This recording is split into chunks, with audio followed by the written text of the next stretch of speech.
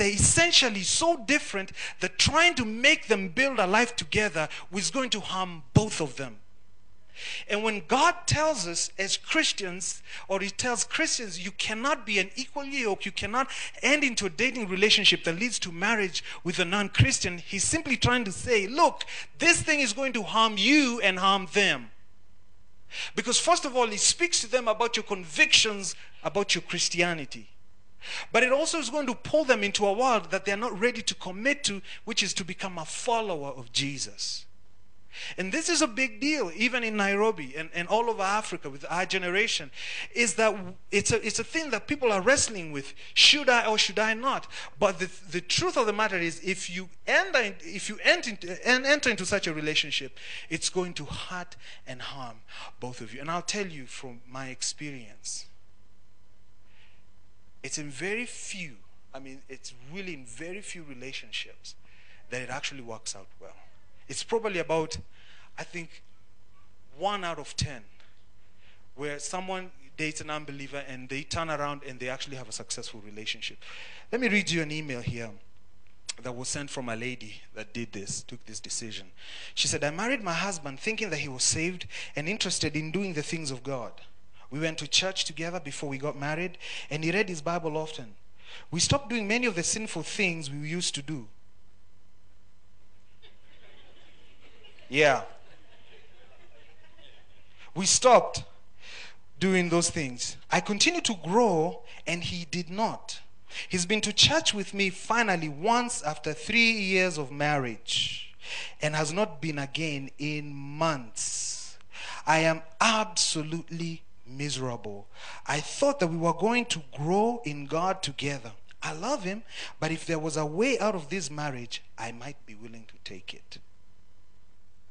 We have a daughter together who I prayed for without thinking about how she might be affected by our horrible marriage. I thought that I could guide her on my own with prayer and guidance from God. I don't know anymore. My husband curses and drinks still, and he wants to hang around unsaved people the majority of the time. I am so very unhappy. I cry several times a week. He has those people come over to our house with their drinking and cursing. I feel like I'm judging people, but I am just so uncomfortable. I am miserable. I've looked up for apartments on the internet. I have thoughts of him cheating on me when he's not here, even though he's usually at the neighbor's drinking. But how do I know what's going on over there? I'm not there and I don't want to be there. I have nothing in common with them. I am so tired of crying and being miserable. I don't want my little girl to be in a broken home. I don't want to be miserable either. I guess if I had to choose, which I guess I do, I have to be miserable. But I still want to see her seeing her daddy. I don't want to see her seeing her daddy doing sinful things. Either way, this is all heartbreaking. He's home now, but I am still miserable. She repeats the word miserable 4 times in that email because of a decision she made. You see, you have power over your decisions before you make them. But once you make those decisions make you.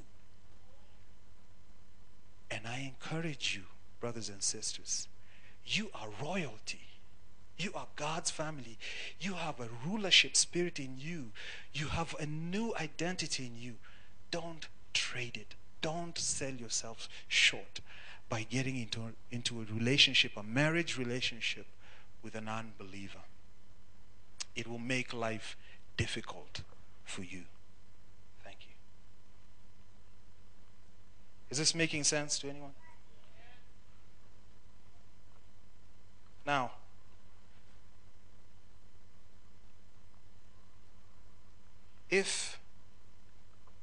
what should you know about marriage if you're single or time is almost up? You're single, you need to know marriage before you get in. Let me just see, how many people are married in here? Am I talking to? Oh, good. So I assume the rest of you are single. For now.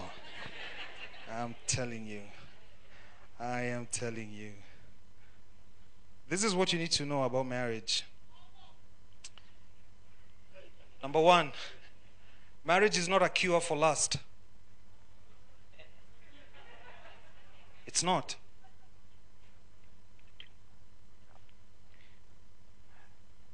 Because lust is not about sex. No, it's not. Lust is an insatiable desire to have something that's in your mind but unachievable in reality. I think it's Mahatma Gandhi who said, the world has enough for everyone's need, but not enough for one man's greed. Lust is a problem of the soul, it's a sickness. If you have lust, you don't need marriage, you need help. Because lust is insatiable and it has nothing to do with sex. Listen, marriage is about commitment. So if you really have lust issues, you need to get help. Second thing you need to know about marriage is this: your identity will change. Now, at the point of marriage, a woman's name changes, right? Sometimes. And I'm seeing that thing, it's a huge thing. But look, let me tell you something. There is a significance in the name change. There is. Because the two become one. That's God's ideal. And so we have to, and that's what the scripture says, the two become one. And so the woman takes on her husband's name, representing the oneness that God intended. In the same way, and Paul speaks about this, he says, when we came to Christ, we received Christ's name. Christ did not receive our name. We receive his name. We receive his identity, and he gives us his identity. So you must first, because of that, you must first know yourself. You must value yourself and accept yourself before giving that to someone else. Because you are giving it to someone else. Your identity is going to change with marriage. The third thing you need to know about marriage is commitment. Marriage is about commitment. Marriage is a covenant, period. That's why people don't stand up and say, hi, I like you, we're married. Doesn't work like that.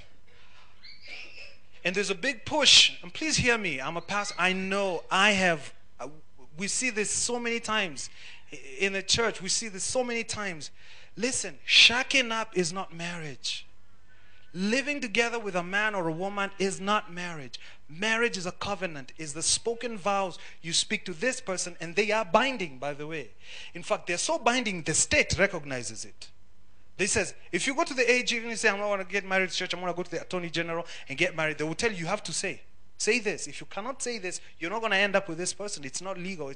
There's no covenant here. And God realizes and says, we speak that, we create covenant. And listen to me, marriage is more about unity than it is about love.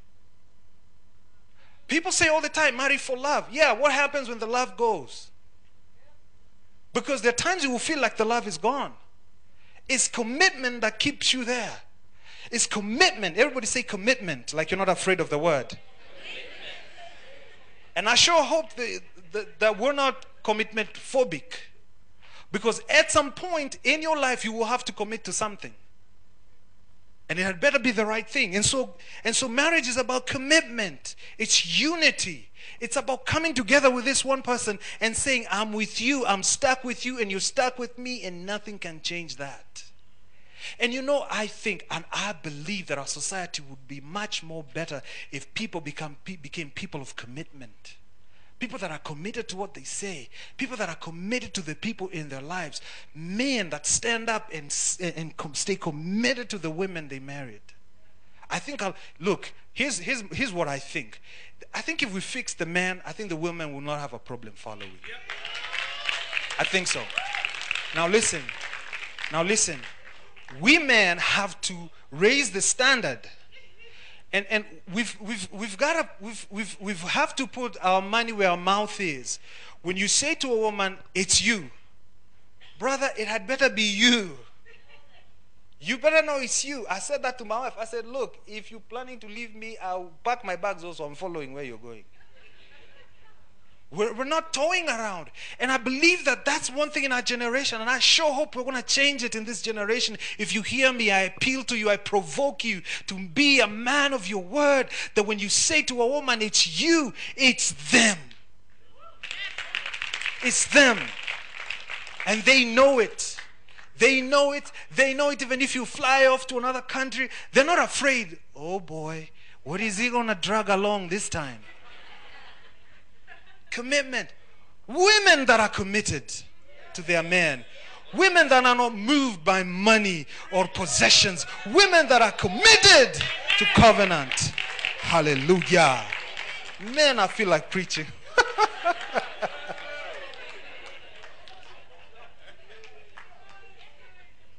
Everybody say commitment. You better know that. If you're not going to be committed to someone, don't marry them. Don't waste their time telling them, I love you, I want you, marry me. The fourth thing about marriage, just leave that up by itself. Marriage is about investment over time. Investment over time. Listen to this. It costs a lot to build a good marriage. Investment. Now let me tell you, marriage is the only relationship that has no miracle prayer over. There's no prayer. Listen, there's no prayer for curing a marriage. A miracle prayer for curing a marriage, it doesn't exist. Now when I heard this, I thought that's heresy. But let me tell you, marriage is the only relationship whose benefit comes by making proper choices. Let me tell you, if you're fooling around, if you're behaving badly, you can be prayed over and anointed like a sausage. It will never change you. It won't. Look, if your marriage is in problems because you're sleeping around, guess what? I don't care how much prayer you get. You just need to change it. If you're not caring towards your spouse, you don't need big revelation, a big God moment. You just need to start caring, paying attention to your children, giving and investing into the relationship, bringing security. And all of a sudden, she's nice, he is nice, your children are well behaved, your home is filled with peace and joy. And guess what? It's because you're making the investment. Now, marriage is about investment. You invest, honey, and it's going to cost you. And if you're not ready to invest, don't get in again, because the demand will be put on you and you'll be lacking, and then your marriage will struggle. Now I know I may be sounding hard on you, but listen, I'm the